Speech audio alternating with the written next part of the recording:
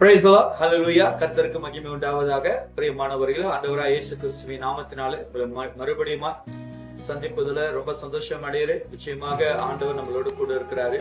அது மட்டுமில்ல, இந்த 2025 ஆண்டுல கடைசி நாட்களில நம்ம நிக்கிறோம். நிச்சயமாக ஆண்டவருடைய தயவும் தேவனுடைய கிருபை உங்களோடு இருப்பதற்கு நான் நன்றி செலுத்துகிறேன் ஆண்டவருக்கு. அது மட்டுமல்ல, உங்கள் வாழ்க்கையில உங்க குடும்பத்தில் ஆண்டவர் பெரிய காரியங்கள் செய்ய போகிறார். நிச்சயமாக ஆண்டவரை விசுவாசித்த நீங்கள், இந்த ஆண்டுல கடந்து வந்த நீங்கள், நிச்சயமாக போகிற ஆண்டுல கர்த்தர் பெரிய காரியங்களை செய்வார் என்று உங்களை வாழ்த்துகிறேன். இந்த நாளில் தேவனுடைய வார்த்தை காண போகிறோம். சங்கீதம் 29 அதிகாரம் 11வது வசனம் சொல்லுகிறது. சங்கீதம் 29 அதிகாரம் 11வது வசனம். கர்த்தர் தமது ஜனத்திற்கு பலத்தை கொடுப்பார், கர்த்தர் தமது ஜனத்துக்கு சமாதானத்தை அருளி அவர்களை ஆசீர்வதிப்பார். பாருங்க, ஆண்டவர் நம்மளுக்கு பலத்தை தருகிறார். ஆமென், ஹல்லேலூயா. யாருக்கு பலத்தை கொடுப்பாரு தெரியுங்களா? நீங்க யாரெல்லாம் ஆண்டவரை தேடுகிறீங்களோ, யாருக்கு ஆண்டவர் சமாதானத்தை கொடுப்பாரு தெரியுங்களா? யாரெல்லாம் ஆண்டவர் சமூகத்தில் சமாதானத்துக்காக காத்திருக்கீங்களோ அவங்களுக்கு நிச்சயமாக ஆண்டவர் தருகிற தேவன். ஆமென்.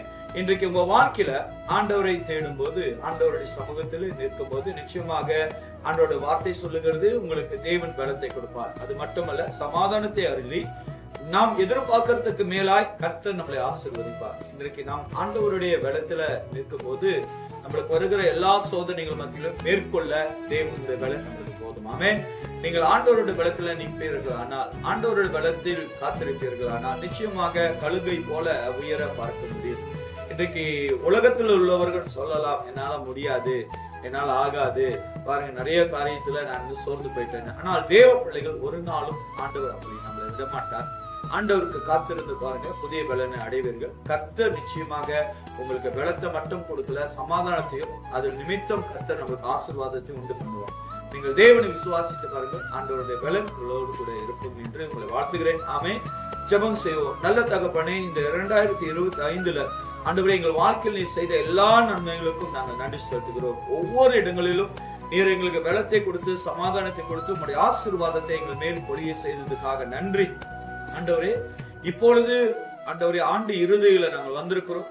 எங்களை ஆண்டவர் வழிநடத்தி வந்த உங்களுடைய தயவுக்கும் உங்களுடைய பெருமைக்கும் நன்றி செலுத்துகிறோம். இப்பொழுது எங்கள் வாழ்க்கையில் இருக்கிற ஆண்டவர் எந்த சூழ்நிலைகள் இருந்தாலும் நோக்கி பார்க்கிறோம். ஆண்டவர் ஒவ்வொரு பிள்ளைகளுக்கும் நீர் பலத்தையும் சமாதானத்தையும் அருள கிருபை செய்வீராக. ஒவ்வொருத்தரையும் நீர் ஆசீர்வதியும், குடும்பங்களை ஆசீர்வதியும். இயேசுவின் நாமத்தில் ஜெபிக்கிறேன் நல்ல பிதாவே, ஆமென்.